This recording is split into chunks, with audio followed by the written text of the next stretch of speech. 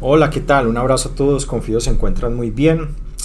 Les cuento que decidí grabar hoy un video sobre turismo y cambio climático porque hoy me tocó orientar cátedra en maestría en esta universidad donde yo estoy orientándola en México. Y pues el tema introductorio ya a la regeneración turística, que es después, que incluso después haré un video sobre eso, es el tema de cambio climático, turismo y cambio climático. Yo fui formado en Costa Rica, en una maestría en Costa Rica.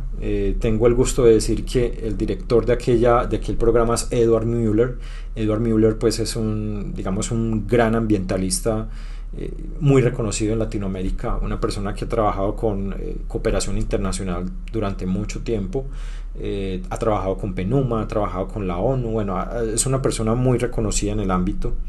Entonces, pues yo recuerdo que cuando yo estuve en Costa Rica, hubo algo que a mí me impactó mucho porque estábamos viendo los límites de cambio aceptable y también cómo se enmarca la huella ecológica dentro de esta gran, digamos, límites planetarios. Y algo que nos decía Müller era acerca de que lo más importante acerca del cambio climático, que es que son una cantidad de cosas sobre los océanos, sobre la agricultura, sobre el hombre, todo eso, es la pérdida masiva de la biodiversidad. O sea, eso es lo que estamos asistiendo hoy en día, una pérdida masiva de la biodiversidad por causa del cambio climático.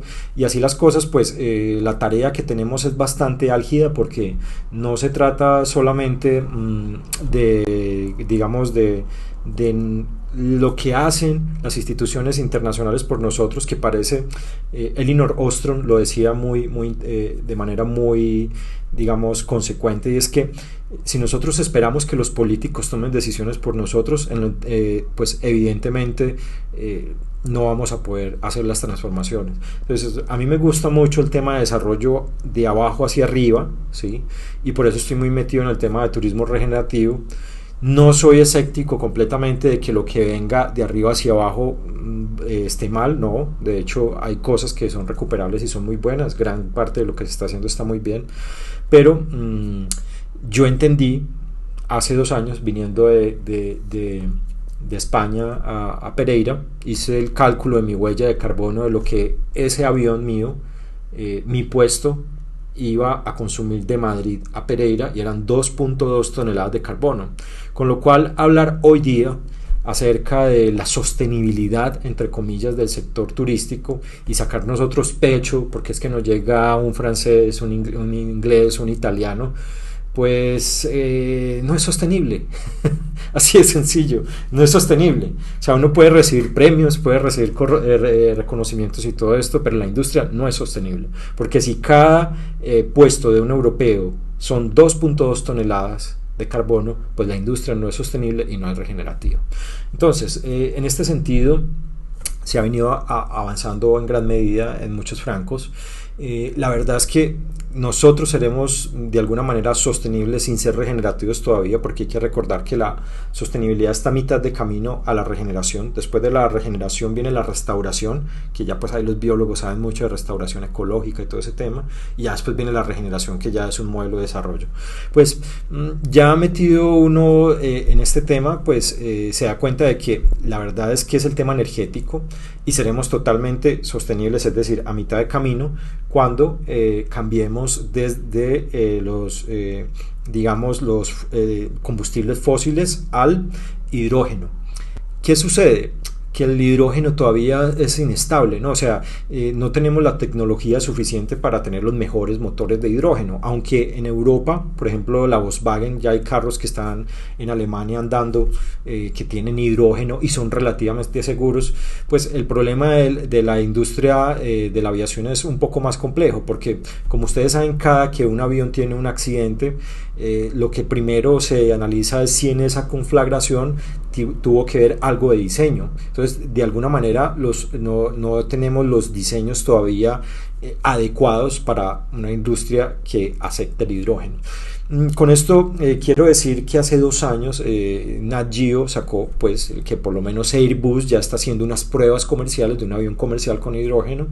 Yo creo que esas pruebas tomarán unos 10 años, entonces posiblemente hacia allá, por allá en el 35, 33 o algo así, estaremos viendo los vuelos comerciales con hidrógeno, pero todavía estamos muy lejanos de ellos. Entonces todavía no podemos decir que somos una industria sostenible de ninguna manera, no lo somos, no somos sostenibles. Y cuando hablamos incluso de experiencias locales, que por ejemplo experiencias comunitarias, que atraemos gente, dejamos de ser sostenibles cuando un francés, cuando un italiano, cuando un inglés, cuando un americano tocan nuestro suelo. Ahora, aquí ya viene, digamos, digamos, las soluciones que siempre son en la sostenibilidad es compensar el impacto. Recordemos que dentro de la teoría del impacto ambiental pues está la mitigación, la corrección, la compensación. Entonces pensamos que la compensación del impacto va a ser algo, pero evidentemente pues desde que genere tantas toneladas de carbono un viaje internacional por un asiento, Europa, Colombia, 2.2 toneladas, no somos sostenibles, pues no vamos a alcanzar, digamos, lo que queremos lograr, que es que nuestra industria de verdad sea amigable con nuestro planeta. En este orden de ideas,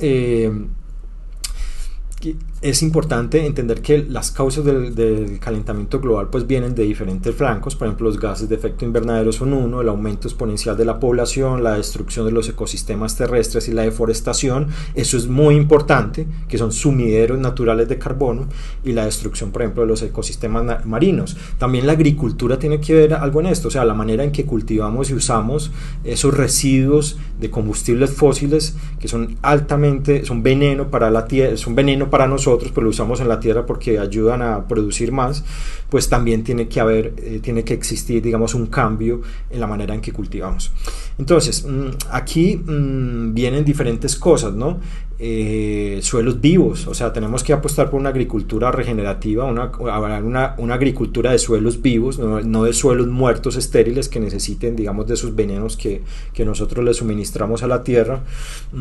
Pero hay diferentes, digamos, maneras de ver esto, y lo que ve uno dentro, por eso es que no le podemos dejar a los políticos esto, es la hipocresía de los políticos, ¿sí? Por ejemplo, cuando se está hablando de calentamiento global, todos llegan en sus jets privados a Davos, pero llegas en un jet privado donde vas solamente tú y si mucho 3 personas. Entonces imagínense un jet privado y todos estos ricos aterrizan en sus jet privados a hablar de cambio climático.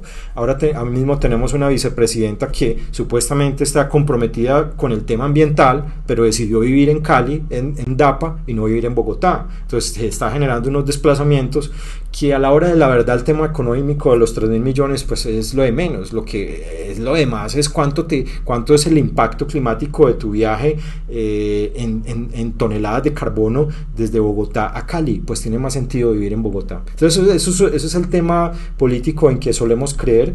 Yo soy muy escéptico a lo político, para decir la verdad, con lo cual no soy apolítico, que es una cosa diferente. Yo creo que las ideologías políticas deberían cambiar mucho, empezando por la conservadora, porque algo que tiene el conservatismo más de ultranza es que niega todo esto, ¿sí? Y esto es un tema científico que es una realidad y no lo podemos negar. Entonces hay que entender que estamos en esos procesos grandes de una casi cuarta revolución industrial. La cuarta revolución industrial será la robótica y los procesos automatizados que vienen por parte de la inteligencia artificial. De eso pues se escribe mucho. Entonces, la consecuencia de lo que vimos hoy es consecuencia de esa revolución industrial. ¿Qué vemos? Entonces, cambios en el océano, eventos extremos, cambios en el patrón de lluvias, del hielo de los glaciares, acidificación de los océanos, muerte de especies de animales, destrucción de los medios de subsistencia. A mí me tocó hacer, por ejemplo, el plan de negocios de Isla Múcura y Tintipán, que es Corales del Rosario y San Bernardo.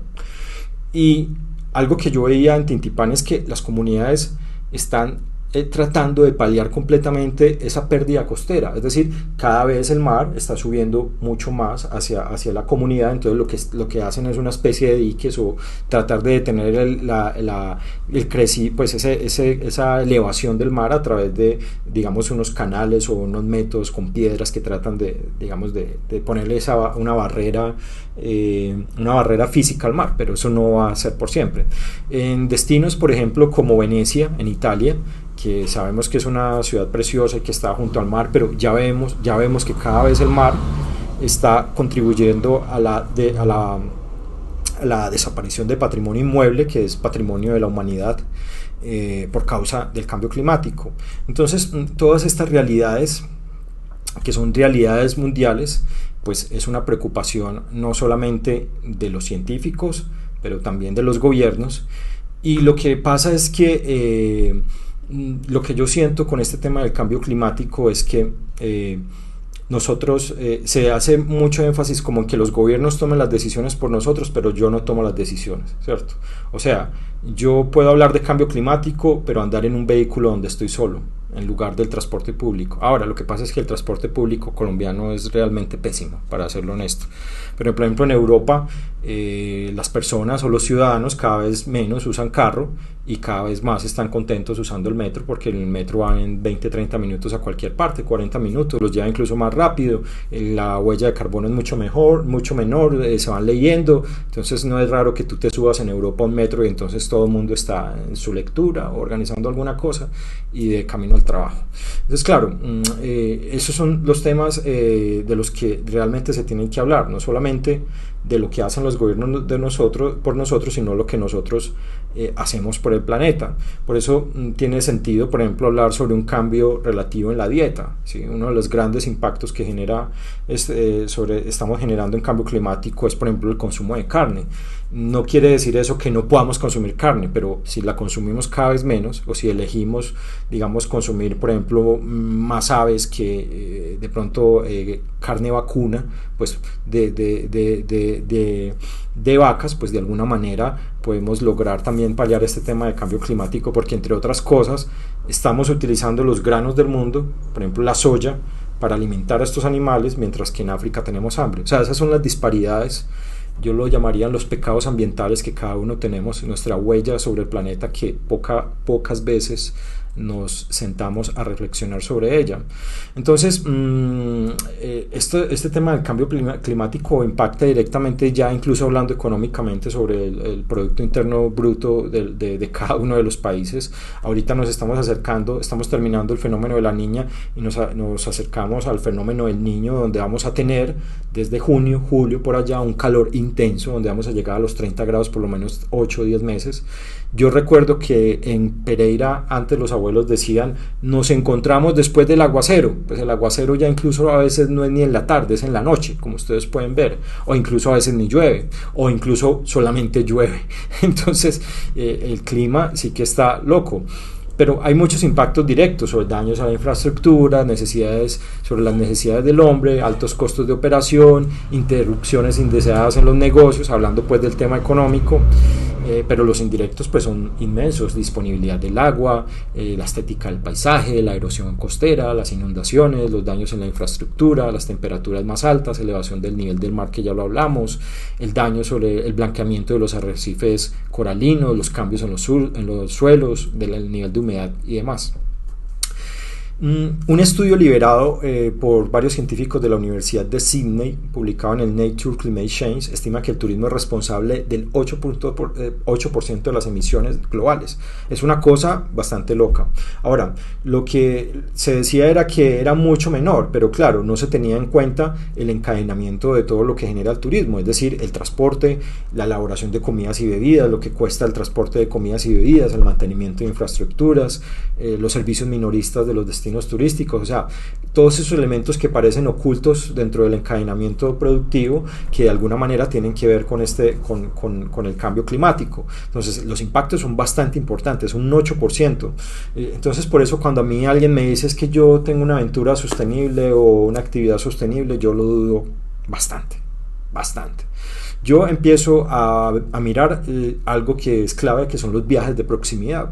Entonces, ¿qué tanta proximidad hay en el viaje? Y en eso ya se está hablando en Europa.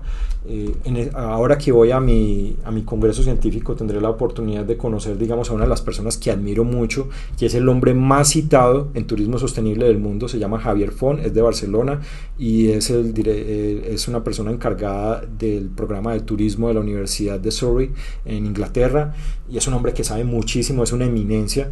Y él hablaba justamente sobre estos temas, ¿no? O sea, sobre el tema del cambio climático y sobre las emisiones del avión, lo que les comentaba en un principio, 2.2 toneladas, pues es que el turismo es sostenible en la medida que el turismo sea turismo de proximidad. Y él lo decía muy asertivamente. Lo que vemos es, por ejemplo, que casi todas las campañas de promoción turística se enfocan en atraer el turismo internacional, ¿sí?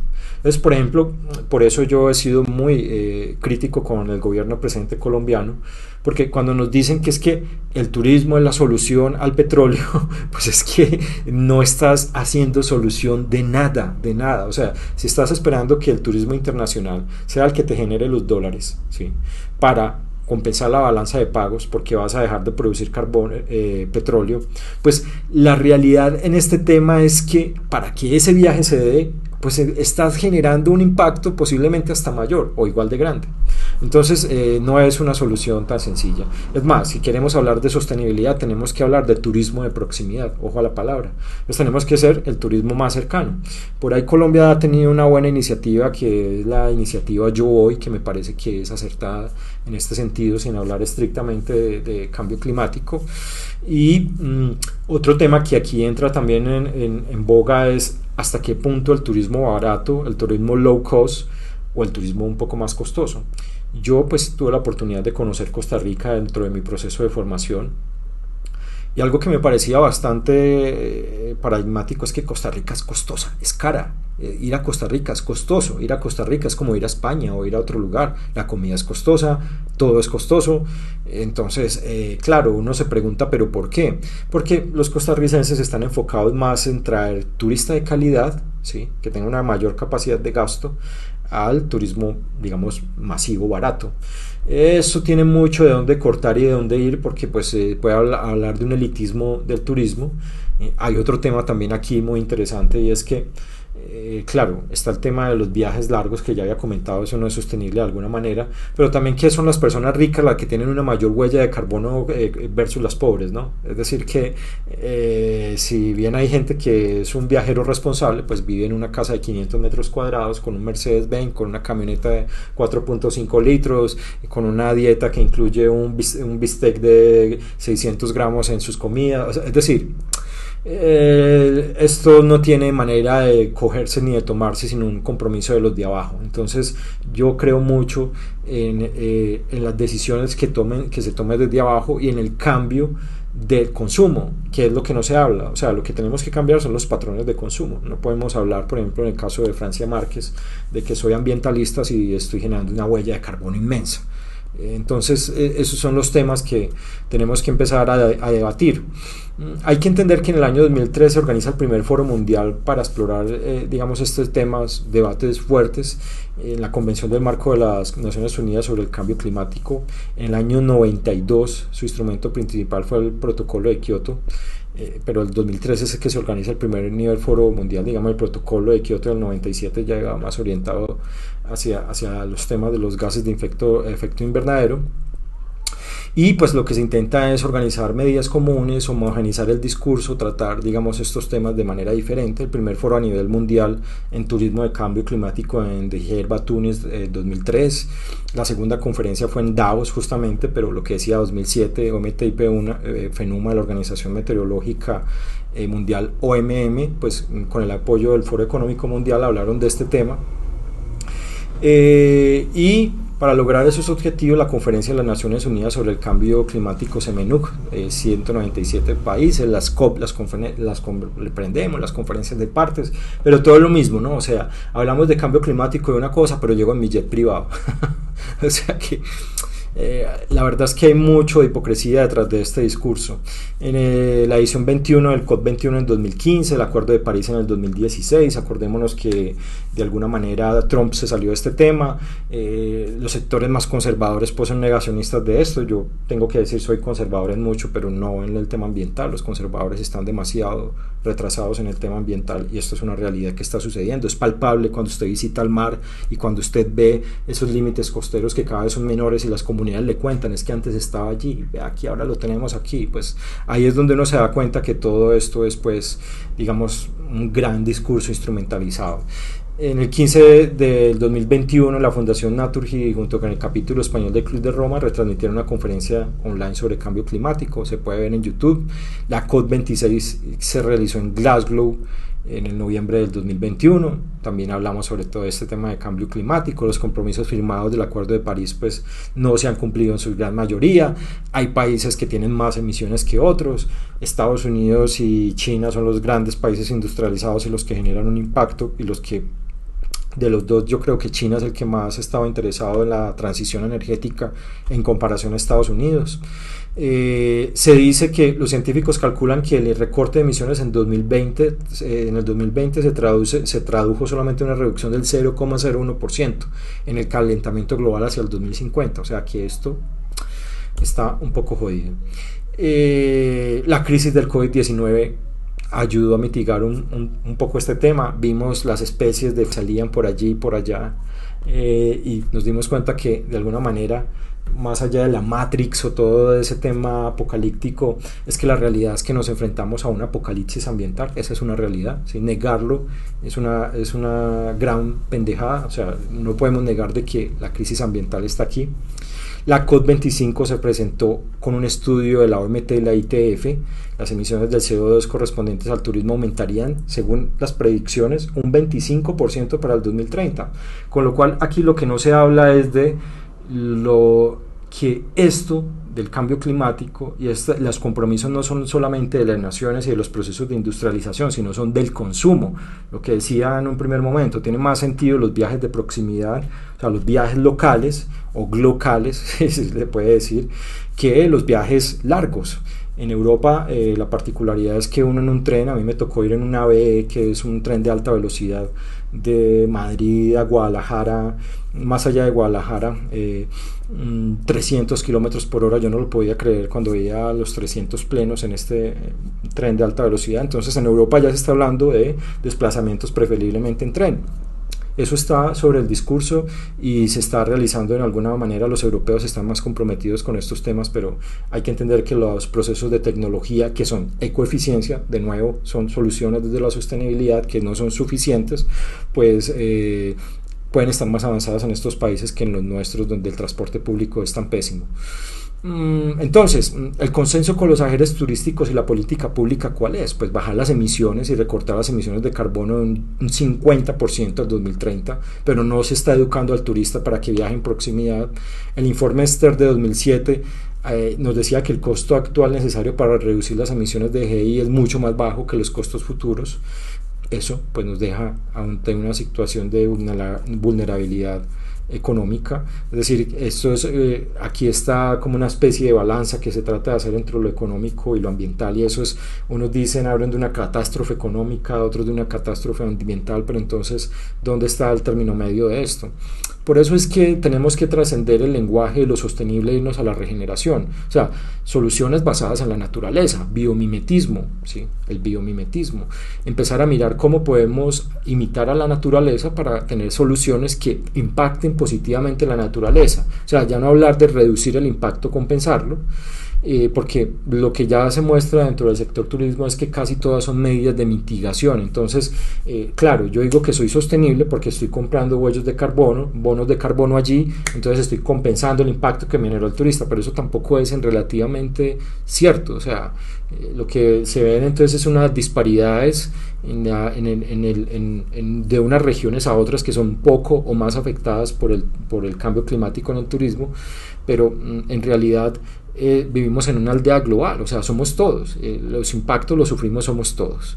Entonces, digamos que hablamos de adaptación, de mitigación, En este sentido hay unos instrumentos que son voluntarios, hay otros instrumentos económicos, normativos, ahí ya se están hablando de multas de una cosa y de otra, porque es la única manera de poner a la gente de acuerdo y que, y que haga algo.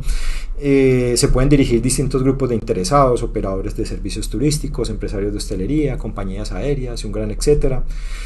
En el turismo se ven 4 grandes estrategias.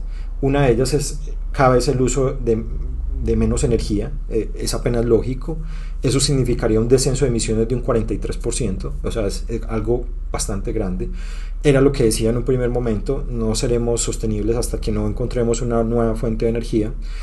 La mejora en la eficiencia energética, hay un descenso estimado de emisiones de un 36% si hablamos de no solamente de usar menos energía, sino de ser más eficientes energéticamente.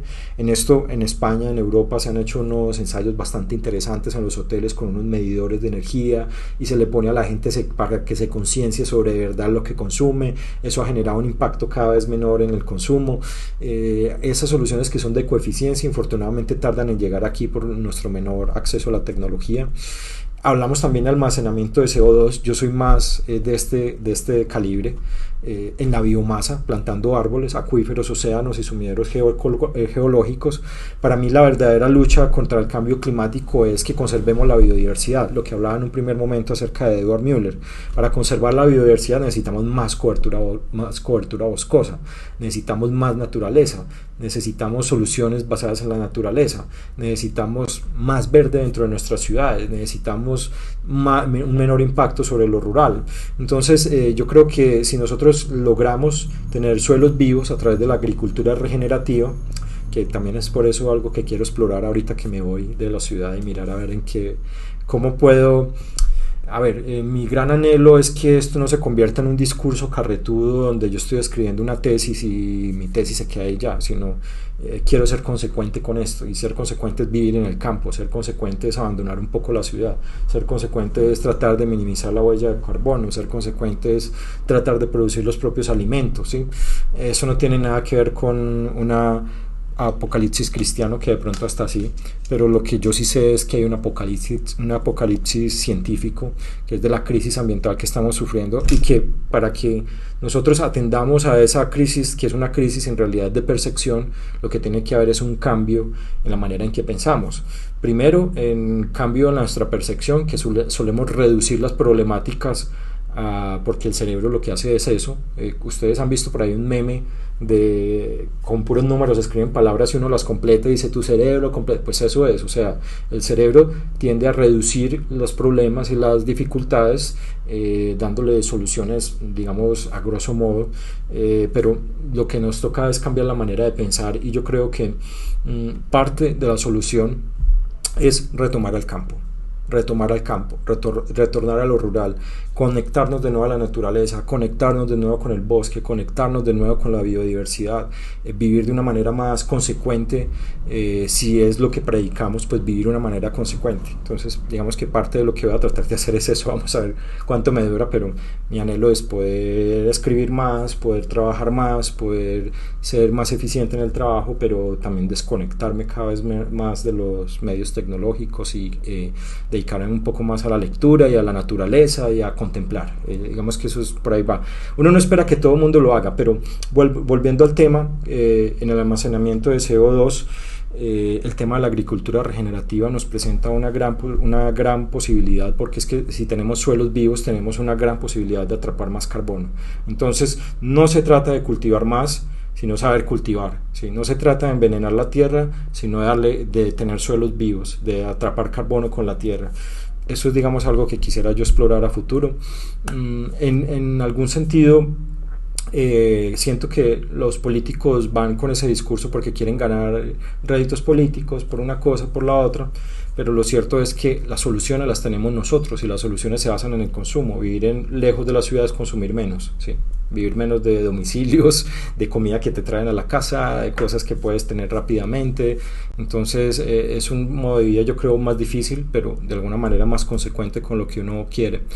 Entonces hay que adaptarnos, reducir el riesgo de los negocios de las empresas turísticas en el cambio climático. Por ejemplo, en el caso mexicano se perdió una cantidad de dinero en dólares en los últimos 20 años por causa del cambio climático. En Colombia eso no se ha medido. Nosotros tenemos que empezar a medir cuál es el impacto del turismo dentro del clima y también dentro, digamos, de todos estos procesos rápidos de desertización que están sucediendo en muchos lugares. En España, por ejemplo, se calcula que el centro de la ciudad, el centro del país donde está Madrid, la Comunidad Autónoma de Madrid, Castilla-La Mancha y demás, esas personas van a empezar cada vez a desplazarse más hacia lugares que están más hacia los extremos, sobre todo al norte, donde todavía hay mucha cobertura boscosa en la zona de Cantabria y País Vasco y toda esa zona. Entonces hay que solucionar, hay que empezar a encontrar soluciones basadas en la naturaleza, y hacia allá vamos en una economía verde. Creo que me he extendido un poco, pero pensar en regeneración es pensar diferente. O sea, yo creo que la crisis que tenemos, como lo decía anteriormente, es una crisis de percepción, y esa crisis de percepción evidentemente nos tiene que abocar de nuevo a la ruralidad. Ya existe la posibilidad de que tú seas productivo, hagas dinero en el campo solamente con una conexión a internet. Hay posibilidad de que nosotros retomemos una vida, digamos, más conectada con todo lo que nos rodea, y para eso cada vez tiene uno que buscar más lo rural, buscar la vida.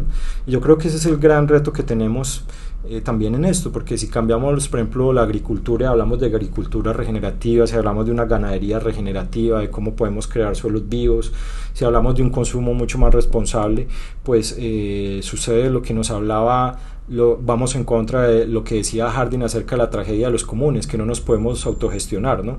Demostrando, pues él demostraba con algunos pocos casos que si las comunidades se les deja que tomen las decisiones, pues van a acabar con el territorio. Pues lo contrario lo ha demostrado Elinor Ostrom, por ejemplo, en el caso de la transhumancia española, muy interesante, que los españoles se ponen de acuerdo para usar el consumo del agua, y ellos tienen caminos de cientos de kilómetros donde van con sus ovejas, hacen pastoreo, y entre todos se ponen de acuerdo para tener un consumo sostenible y para poder trasegar, digamos, a través de una vida cada vez más nómada y menos sedentaria, y a la vez compartiendo los recursos y viendo que sí se pueden gestionar de manera adecuada.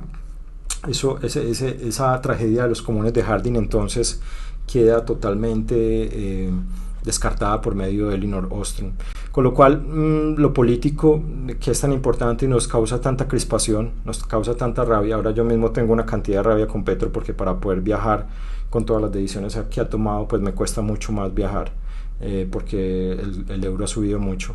Entonces pues uno cada vez, yo creo que tendrá que desconectarse un poco más de estos temas y aportar de verdad de lo que uno sabe, de lo que puede hacer, y en ese tema está volver a lo rural y retomar lo rural.